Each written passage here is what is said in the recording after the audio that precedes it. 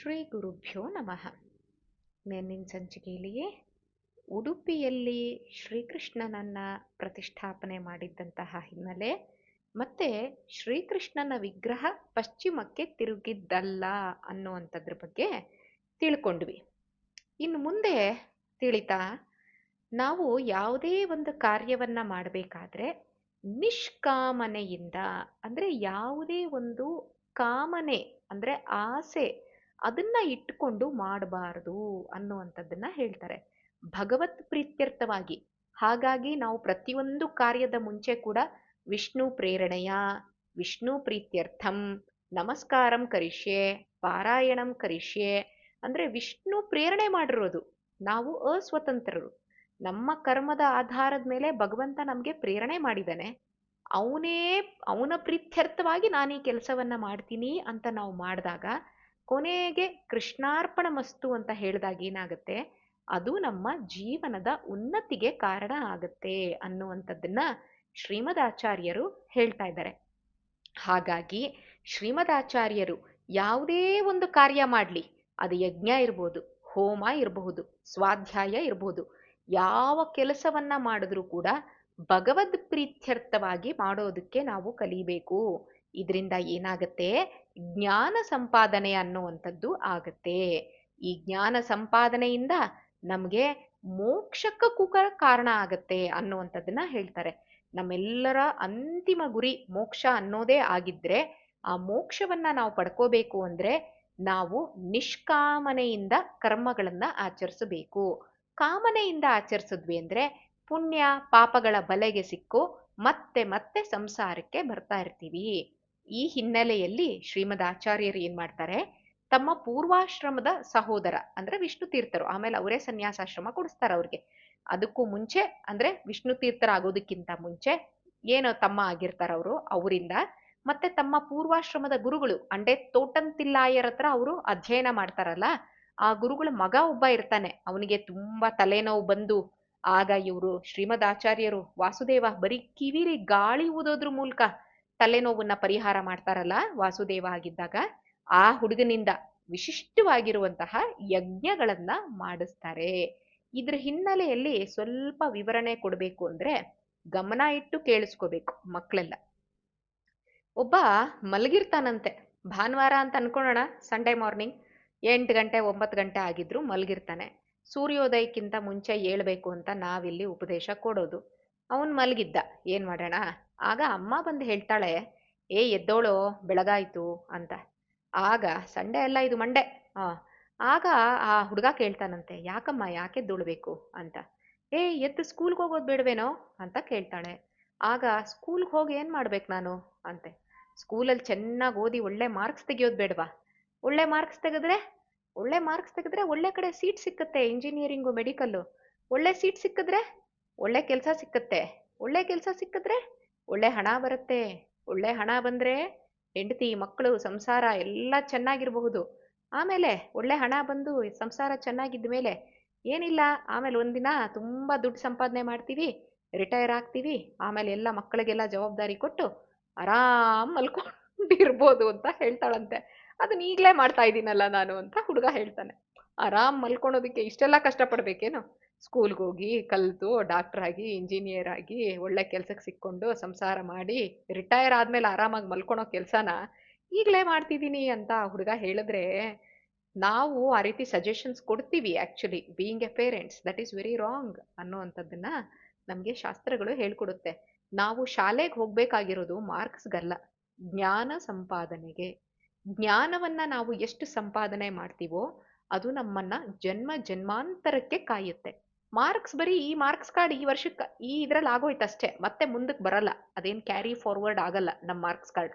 ಆದ್ರೆ ಜ್ಞಾನವನ್ನ ಸಂಪಾದನೆ ಮಾಡಿದ್ವಿ ಅಂತ ಹೇಳಿದ್ರೆ ಜನ್ಮ ಜನ್ಮಾಂತರಕ್ಕೆ ಬರುತ್ತೆ ಅನ್ನುವಂಥದ್ದನ್ನ ಒಂದು ತುಂಬಾ ಸುಂದರವಾಗಿರೋ ಕತೆ ಹರಿವಂಶದಲ್ಲಿ ವಿಸ್ತಾರವಾಗಿ ಬರುತ್ತೆ. ಪದ್ಮಪುರಾಣದಲ್ಲಿ ಕೂಡ ಅದರ ಉಲ್ಲೇಖ ಇದೆ. That we will take up another time. ಅದರಲ್ಲಿ ನಮಗೆ ಇದು ಕಂಡು ಬರುತ್ತೆ. ಎಷ್ಟೋ ಜನ್ಮಗಳು ತಗೋತಾರೆ ಆ 7 ಜನ ಸಹೋದರರು. ಆ ಅಷ್ಟೂ ಜನ್ಮಗಳಲ್ಲಿ ಅವ್ರಿಗೆ ಹಿಂದಿನ ಜನ್ಮದ ಸ್ಮರಣೆ ಅನ್ನುವಂಥದ್ದು ಇರುತ್ತೆ. ಫಾರ್ ಎಕ್ಸಾಂಪಲ್, ಈಗ 10ನೇ ಕ್ಲಾಸ್ಗೆ ಬಂದಿರ್ತಾರೆ ಒಂದು 3-4 ಜನ ಮಕ್ಕಳು ಅಂತ ಅನ್ಕೋಣ. ಸೇಮ್ ಟೀಚರ್ ಪಾಠ ಮಾಡ್ತಾರೆ. ಸೇಮ್ ಟೀಚರ್ ಪಾಠ ಮಾಡಿದ್ದು ಸೇಮ್ ಟೈಮಲ್ಲಿ ಅಷ್ಟು ಮಕ್ಕಳು ಕೇಳಿರ್ತಾರೆ. ಒಬ್ಬನಿಗೆ 30 ಮಾರ್ಕ್ ಬರುತ್ತೆ, ಇನ್ನೊಬ್ಬಂಗೆ 60, ಮತ್ತೊಬ್ಬಂಗೆ 90. ಹೇಗೆ ಸಾಧ್ಯ? ಕೇಳಿದ್ರೆ ನಾವು ಹೇಳ್ತೀವಿ ಅವನ ಐ ಕ್ಯೂ ಜಾಸ್ತಿ ಇದೆ, ಅವನ ಬುದ್ಧಿಮತ್ತೆ ಜಾಸ್ತಿ ಇದೆ ಅಂತ. ಆದರೆ ಅದಲ್ಲ ವಿಚಾರ. ಎಲ್ಲಾರ್ಗೂ ಒಂದೇ ರೀತಿ ಪಾಠ ಮಾಡಿದಾಗ 30 ಯಾರಿಗೆ ಬಂತಲ್ಲ, ಅವನ ಪಾಪ ಈ ಜನ್ಮದಲ್ಲಿ ಎಸ್ ಎಲ್ ಸಿ ಕಲ್ತಿದ್ದಾನೆ ಒಂದನೇ ಸರಿಗೆ, ಹಾಗಾಗಿ ಅವನು 30 ಮಾರ್ಕು. ಯಾರಿಗ 60 ಮಾರ್ಕ್ ಬಂತಲ್ಲ, ಅವನು ಹೋದ ಜನ್ಮದಲ್ಲೂ S S L C pass ಆಗಿದ್ದ, ಪಾಠ ಕೇಳಿದ್ದ. ಹಾಗಾಗಿ ಸ್ವಲ್ಪ ರಿಪೀಟೆನ್ಸ್ ಆಯ್ತಲ್ಲ, ಅವನಿಗೆ ಇನ್ನೊಂದು ಸ್ವಲ್ಪ ಗ್ರಾಸ್ಪಿಂಗ್ ಪವರ್ ಅನ್ನೋವಂಥದ್ದು ಬಂದಿದೆ. ಮತ್ತೊಬ್ಬಂಗೆ 90 ಮೇಲೆ ಮಾರ್ಕ್ಸ್ ಬಂತಲ್ಲ, ಅವನು ಎಷ್ಟು ಸರಿ ಎಸ್ ಎಸ್ ಎಲ್ ಸಿ ಮಾಡಿಬಿಟ್ಟಿದಾನೋ ಜನ್ಮ ಜನ್ಮಾಂತರಗಳಲ್ಲಿ. ಹಾಗಾಗಿ ಅವನಿಗೆ ಒಂದು ಸರಿ ಕೇಳಿದ ತಕ್ಷಣ ತುಂಬಾ ಚೆನ್ನಾಗಿ ಹಿಡಿದಿಟ್ಟುಕೊಳ್ಳುವಂತಹ ಗ್ರಾಸ್ಪಿಂಗ್ ಪವರ್ ಅನ್ನುವಂಥದ್ದು ಬಂದಿದೆ. ಅಷ್ಟೇ ಹೊರತು ಮತ್ತಿನ್ನೇನಲ್ಲ. ಅದರಲ್ಲಿ ಬುದ್ಧಿ ಮತ್ತೆ ಐ ಕ್ಯೂ ಇದೆಲ್ಲ ನಾವು ಹೊರಗಡೆಯಿಂದ ಹೇಳುವಂಥದ್ದಷ್ಟೇ. ಈ ಜನ್ಮದಲ್ಲಿ ಒಂದು ಶ್ಲೋಕವನ್ನ ನಾವು ಚೆನ್ನಾಗಿ ಉಚ್ಚಾರಣೆ ಮಾಡೋದನ್ನ ಕಲ್ತ್ವಿ ಅಂತಂದ್ರೆ, ಮುಂದಿನ ಜನ್ಮದಲ್ಲಿ 10 ಶ್ಲೋಕಗಳನ್ನ ಉಚ್ಚಾರಣೆ ಮಾಡುವಷ್ಟರ ಮಟ್ಟಿಗೆ ನಮ್ಗೆ ಶಕ್ತಿ ಅನ್ನುವಂಥದ್ದು ಬರುತ್ತೆ. ಹೇಳ್ಬೋದು ಇವಾಗ ಗೋವರ್ಧನಂ ಧರಂ ಒಂದೇ ನಾನು ಹೇಳ್ಕೊಟ್ಟಾಗ ಅಧಿಕ ಮಾಸದ್ದು ಮುಂದೆ ಭಾನುವಾರದ ಕ್ಲಾಸಲ್ಲಿ ಆರ್ಯ ಕುಡ್ ರಿಪೀಟ್ ಇಟ್ ಕರೆಕ್ಟ್ಲಿ, ಏನು ಮಿಸ್ಟೇಕ್ ಮಾಡ್ದಂಗೆ ಅವನು ಹೇಳ್ದ. How is it possible? ಯಾಕಂದ್ರೆ ಅವನೇನ್ ಕೇಳಲಿಲ್ಲ, ಫಸ್ಟ್ ಟೈಮೇ ಕೇಳಿದ್ದವನು ಕೂಡ. ಹಿಂದಿನ ಜನ್ಮದ ಸಂಸ್ಕಾರ, ಒಂದಷ್ಟು ಮಂತ್ರಗಳನ್ನ ಅವನು ಕಲ್ತಿರಬಹುದು ಹಿಂದಿನ ಜನ್ಮದಲ್ಲಿ. ಹಾಗಾಗಿ ಏನಾಗಿದೆ, ನಾವು ಇನ್ನೊಂದು ಮಂತ್ರ ಹೇಳ್ಕೊಟ್ಟಾಗ ಆದಷ್ಟು ಬೇಗ ಅದನ್ನ ಹಿಡಿಯುವಂತಹ ಸಾಮರ್ಥ್ಯ ಬರುತ್ತೆ. ಇದನ್ನೆಲ್ಲ ಆಚಾರ್ಯರು ಶ್ರೀಮದಾಚಾರ್ಯರಲ್ಲ, ಆಚಾರ್ಯರು ಹೇಳ್ತಾ ಇದ್ರು ಪ್ರವಚನದ ಟೈಮಲ್ಲಿ. ಕೆಲವೊಂದ್ ಕಡೆ ನೀವು ನೋಡಿರಬಹುದು, ಸುಮ್ಮನೆ ಒಂದಷ್ಟು ಕ್ಲೂ ಕೊಟ್ಟುಬಿಟ್ರೆ ಸಾಕು. ನಾವು ಕೈಗುಣ ಅಂತ ಹೇಳ್ತೀವಿ. ತುಂಬಾ ಚೆನ್ನಾಗಿ ಅಡುಗೆ ಮಾಡ್ತಾರೆ ಕೆಲವೊಂದು ಮಾತೆಯರು, ತಾಯಂದ್ರು ತುಂಬಾ ಚೆನ್ನಾಗಿ ಅಡುಗೆ ಮಾಡ್ತಾರೆ. ಏನೇ ಆದ್ರೂ ವಿತಿನ್ ನೋ ಟೈಮ್ ಪಟಾಪಟ್ ಪಟಾಪಟ್ ಅಂತ ರೆಡಿ ಮಾಡಿಬಿಡ್ತಾರೆ. ತುಂಬಾ ರುಚಿಯಾಗಿರುತ್ತೆ ಅವ್ರ ಅಡುಗೆ. ಆದ್ರೆ ಇನ್ ಕೆಲವೊಬ್ರು ಎಷ್ಟೇ ಸರ್ಕಸ್ ಮಾಡ್ಲಿ, ಎಷ್ಟೇ ಟಿವಿ ಶೋಗಳು ನೋಡ್ಲಿ ಬೇಕಾದ್ರೆ, ಅಥವಾ ಸ್ಪೆಷಲ್ ಟ್ರೈನಿಂಗ್ ಬೇಕಾದ್ರೆ ತಗೊಂಡ್ಲಿ ಆ ಕುಕ್ಕಿಂಗ್ ಕ್ಲಾಸ್ಗಳಿಗೆಲ್ಲ ಹೋಗಿ, ಆದ್ರೂ ಕೂಡ ಅವ್ರ ರುಚಿ ಅಷ್ಟಕ್ಕಷ್ಟೇ ಇರುತ್ತೆ. ಯಾಕೆ? ಯಾಕಂದ್ರೆ ಹಿಂದಿನ ಜನ್ಮಗಳಲ್ಲಿ ಅವ್ರು ಎಷ್ಟೋ ಅಡುಗೆಗಳನ್ನ ಮಾಡಿಬಿಟ್ಟಿರ್ತಾರೆ. ಹಾಗಾಗಿ ಆ ಎಕ್ಸ್ಪೀರಿಯನ್ಸ್ ಮೇಲೆ ಅವರ ರುಚಿಯಲ್ಲೂ ಕೂಡ ವ್ಯತ್ಯಾಸ ಕಾಣುತ್ತೆ. ತುಂಬಾ ಚೆನ್ನಾಗಿ ಮಾಡುವಂತ ಕಲೆ ಅನ್ನುವಂಥದ್ದು ಅವ್ರಿಗೆ ಸಿದ್ಧಿಸಿರುತ್ತೆ. ಇನ್ನು ಕೆಲವೊಬ್ರು ಈಗ ಬಿಗಿನರ್ ಅಷ್ಟೇನೆ, ಮೇ ಬಿ ಹೋದ ಜನ್ಮದಲ್ಲಿ ಪಾಪ ಅವ್ರು ಏನಾಗಿದ್ರು, ಅಥವಾ ಪ್ರಾಣಿಗಳೇ ಆಗಿರ್ಬೋದು, ಇನ್ನೇನೋ ಆಗಿರಬಹುದು.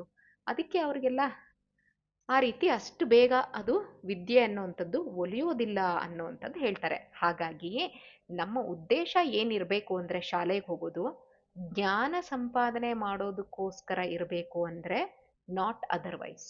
ಮಾರ್ಕ್ಸ್ ತೆಗಿಬೇಕು ಅನ್ನೋ ಉದ್ದೇಶ ನಮಗಿರಬಾರದು. ಜ್ಞಾನ ಸಂಪಾದನೆ ಮಾಡೋ ಉದ್ದೇಶ ನಮಗಿತ್ತು ಅಂದ್ರೆ, ಜನ್ಮ ಜನ್ಮಕ್ಕೂ ಕೂಡ ಅದು ನಮ್ಮನ್ನ ಕಾಯುತ್ತೆ. ನಾವು ಸಂಪಾದನೆ ಮಾಡಿದಂತಹ ಜ್ಞಾನ, ಸಂಪಾದನೆ ಮಾಡಿರುವಂತ ದುಡ್ಡು ಈ ಜನ್ಮದಲ್ಲಿ ಇಲ್ಲೇ ಬಿಟ್ಟು ಹೋಗ್ತೀವಿ, ಜೊತೆಯಲ್ಲಿ ತಗೊಂಡು ಹೋಗೋದಿಲ್ಲ. ಯಾವುದು ಬರುತ್ತೆ ಅಂತಂದ್ರೆ ನಮ್ಮ ಕರ್ಮಗಳು, ನಮ್ಮ ಜ್ಞಾನ, ಅದು ಮಾತ್ರ ನಮ್ಮ ಜೊತೆ ಬರುವಂಥದ್ದು. ನಾವು ದುಡ್ಡು ಸಂಪಾದನೆ ಮಾಡೋದಕ್ಕೆ ವಿದ್ಯೆ ಕಲಿಬೇಕು ಅನ್ನೋಂಥದ್ದೇನಿಲ್ಲ. ನೀವೆಲ್ಲ ಕೇಳಿರಬಹುದು, ಸೋ ಕಾಲ್ಡ್ ರಾಜಕಾರಣಿಗಳು ಕೋಟಿ ಕೋಟಿ ಸಂಪಾದನೆ ಮಾಡಿರ್ತಾರೆ, ತಲೆ ಹೊಡೆದ್ರೆ 2 ಅಕ್ಷರ ಇರಲ್ಲ. ಎಸ್ ಎಲ್ ಸಿ ಫೇಲ್ ಆಗಿರೋ ಅಂಥವರೆಲ್ಲ ಪಿ ಯು ಸಿ ಫೇಲ್ ಆಗಿರೋರು ಐ ಟಿ ಮಿನಿಸ್ಟ್ರು ಆಗ್ತಾರೆ, ಇನ್ಯಾವುದೋ ಫೇಲ್ ಆಗಿರೋರು ಮತ್ತೇನೋ ಮಿನಿಸ್ಟರ್ಶಿಪ್ ಎಲ್ಲ ಬರುತ್ತೆ. ಅವ್ರೇನು ಜ್ಞಾನ ಸಂಪಾದನೆ ಮಾಡಿದಾರೇನು ದುಡ್ಡು ಸಂಪಾದನೆ ಮಾಡೋದಕ್ಕೆ? ದುಡ್ಡು ಸಂಪಾದನೆ ಮಾಡೋದಕ್ಕೂ ವಿದ್ಯೆಗೂ ಏನು ಕನೆಕ್ಷನ್ ಇಲ್ಲ. ಪೆಟ್ರೋಲ್ ಬಂಕಲ್ಲಿ ಪೆಟ್ರೋಲ್ ಹಾಕೋನು ಇವತ್ತಿನ ಕಾಲಕ್ಕೆ ಕೋಟ್ಯಾಧಿಪತಿ ಆಗಿದ್ದಾನೆ, ಲಾರಿ ಕ್ಲೀನ್ ಮಾಡೋವಂಥವನು ಇನ್ನೇನೋ ಆಗಿದ್ದಾನೆ. ಇದೆಲ್ಲ ಡಿಪೆಂಡ್ಸ್.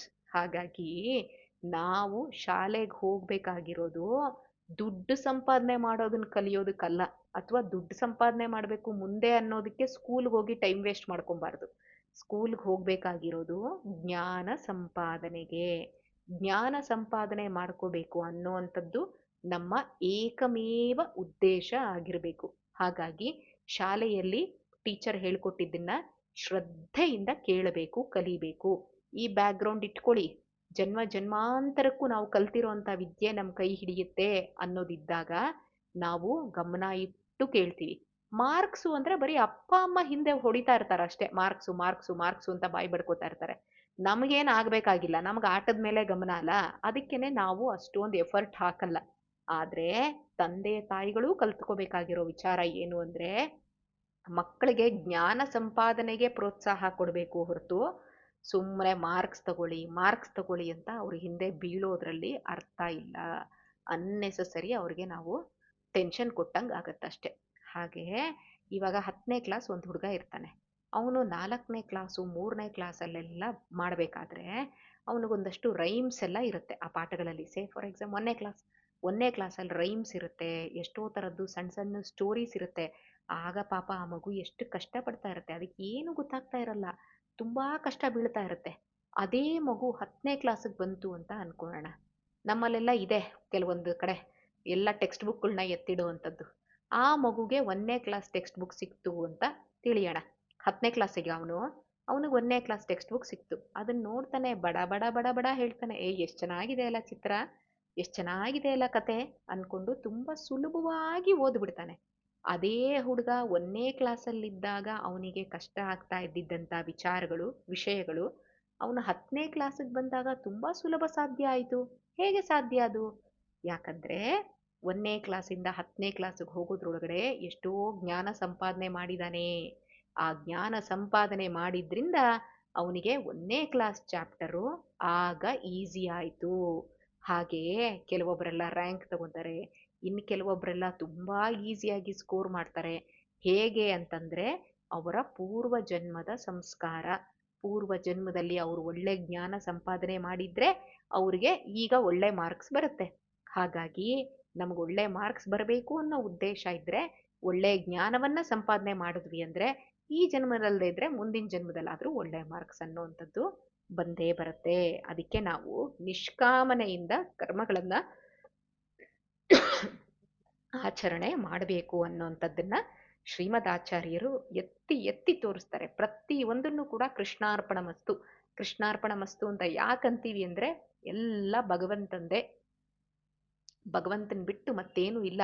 ಹಾಗಾಗಿ ಪ್ರತಿ ಒಂದನ್ನು ನಾವು ಭಗವಂತನಿಗೆ ವಾಪಸ್ ಕೊಡಬೇಕು ಅಂತ ಈ ರೀತಿ ಶ್ರೀಮದ್ ಆಚಾರ್ಯರು ತಮ್ಮ ಪೂರ್ವಾಶ್ರಮದ ಸಹೋದರ ಮತ್ತೆ ಪೂರ್ವಾಶ್ರಮದ ಗುರುಗಳ ಮಗ ಇವ್ರ ಹತ್ರ ಯಜ್ಞ ಮಾಡಿಸ್ಬೇಕಾದ್ರೆ ಮರಡಿತ್ತಾಯ ಅನ್ನುವಂತ ಒಬ್ಬ ದುಷ್ಟ ಬ್ರಾಹ್ಮಣ, ಕೆಟ್ಟವನು. ಬ್ರಾಹ್ಮಣರೆಲ್ಲ ಒಳ್ಳೆಯವರೇ ಆಗಿರ್ಬೇಕು ಅಂತಿಲ್ಲ, ಮನುಷ್ಯರೆಲ್ಲ ಒಳ್ಳೆಯವರಾಗಿರ್ಬೇಕು ಅಂತಿಲ್ಲ, ಎಲ್ಲರಲ್ಲೂ ಒಳ್ಳೆಯವರು ಇರ್ತಾರೆ, ಕೆಟ್ಟವರು ಇರ್ತಾರೆ. ಅಂತ ಕೆಟ್ಟ ಬ್ರಾಹ್ಮಣ ಅವನು ತುಂಬಾ ತೊಂದರೆ ಕೊಡಕ್ ನೋಡ್ತಾರಂತೆ. ಅವನನ್ನ ವಾದದಲ್ಲಿ ಸೋಲಿಸ್ತಾರೆ. ಶ್ರೀಮದಾಚಾರ್ಯರು ಯಜ್ಞವನ್ನ ಸಾಂಗವಾಗಿ ನೆರವೇರೋ ರೀತಿ ನಡೆಸ್ಕೊಡ್ತಾರೆ. ಶ್ರೀಮದಾಚಾರ್ಯರು ಮತ್ತೊಂದ್ಸರಿ ಬದ್ರಿಗೆ ಹೋಗ್ತಾರಂತೆ. ಬದ್ರಿಗೆ ಹೋಗಿ ವೇದವ್ಯಾಸ ದೇವರನ್ನ ನೋಡಿ ನಮಸ್ಕಾರ ಮಾಡಿ, ಅವರು ಶಿಷ್ಯರ ಸಮೇತ ಹೋಗಿದ್ರಲ್ಲ, ಮತ್ತೆ ಶಿಷ್ಯರ ಸಮೇತ ಉಡುಪಿಗೆ ಬಂದು ಸೇರ್ತಾರೆ. ಶ್ರೀಮದಾಚಾರ್ಯರ ಕಾಲದಲ್ಲೇನೆ, ನಾಟ್ ನೌ, ಶ್ರೀಮದಾಚಾರ್ಯರಿದ್ದಾಗ್ಲೇ ಅವ್ರ ಕಾಲದಲ್ಲೇನೆ ಅನೇಕ ಜನ ವಿದ್ವಾಂಸರು, ನಂತರ ಅಲ್ಲ, ವಿದ್ವಾಂಸರು ಶ್ರೀಮದ್ ಆಚಾರ್ಯರ ಚರಿತ್ರೆಯನ್ನ ಅಲ್ಲಲ್ಲೇ ಅವರು ಪ್ರವಚನ ಮಾಡ್ತಾ ಇದ್ರಂತೆ, ಹೇಳ್ತಾ ಇದ್ರಂತೆ ಚರಿತ್ರೆಯನ್ನ. ಜನ ಎಲ್ಲ ತುಂಬಾ ಸಂತೋಷದಿಂದ ಕೇಳ್ತಾ ಇದ್ರಂತೆ. ಶ್ರೀಮದ್ ಆಚಾರ್ಯರ ಚರಿತ್ರೆಯನ್ನ ನಾವು ಕೇಳೋದ್ರಿಂದ, ಕೇಳಿ ಕೇಳಿ ಮತ್ತೆ ಮತ್ತೆ ಮತ್ತೆ ಮನನ ಮಾಡೋದ್ರಿಂದ, ಅಂದ್ರೆ ಮತ್ತೆ ಮತ್ತೆ ಮೆಲುಕಕ್ಕೆ ಹಾಕೋಬೇಕು, ಆ ಮೆಲುಕು ಹಾಕೊಳೋದ್ರಿಂದ, ಕೀರ್ತನ ಇನ್ನೊಬ್ರಿಗೆ ಅದನ್ನ ಹೇಳೋದ್ರಿಂದ ಅದು ನಮ್ಗೆ ಸಕಲ ಇಷ್ಟಾರ್ಥಗಳನ್ನ ಈಡೇರಿಸ್ಕೊಡುತ್ತೆ. Once again we should be very careful not to get trapped in ತುಂಬಾ ಸಣ್ಣ ಸಣ್ಣ ಆಸೆಗಳಿಗೆ ಬಲೆ ಬೀಳಬಾರ್ದು. ನಾವು ನಮ್ಮ ಮೇನ್ ಇಷ್ಟಾರ್ಥ ಏನಾಗಿರ್ಬೇಕು? ಮೋಕ್ಷ ಸಿದ್ಧಿ ಅನ್ನುವಂಥದ್ದು.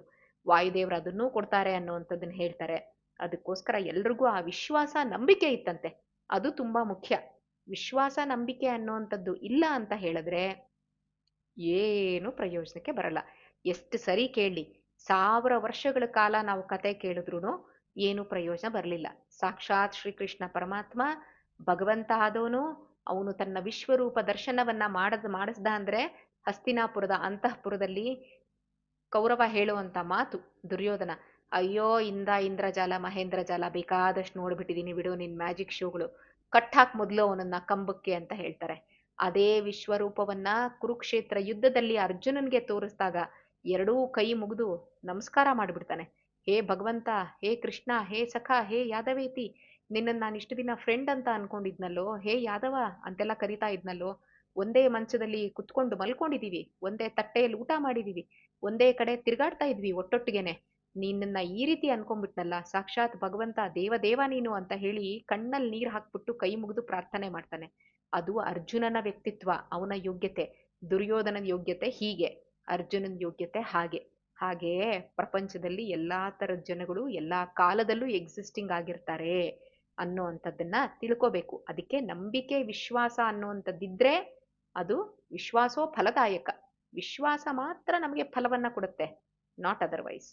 ಇನ್ನು ಈಶ್ವರ ದೇವ ಅಂತ ಒಬ್ಬ ತುಳುನಾಡಿನಲ್ಲಿ ರಾಜ ಇರ್ತಾನಂತೆ.